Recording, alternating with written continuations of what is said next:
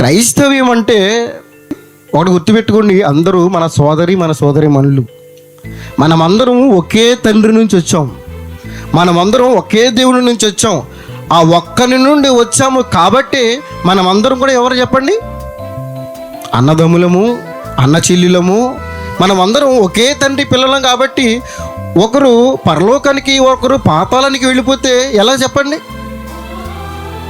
కాబట్టి కొందరినైనా దేవుడు మనకిచ్చిన ఈ జీవితకాలంలో, దేవుడు మనకిచ్చినటువంటి ఈ ఆయుష్కాలంలో కనీసం కొందరినైనా వాక్యాన్ని చెప్పి, కొందరినైనా సరే మనము దేవుని వైపుకి ఆకర్షితులుగా చేయాలనేటటువంటి ఈ భావనతో మనం ముందుకు వెళ్తూ ఉన్నాం.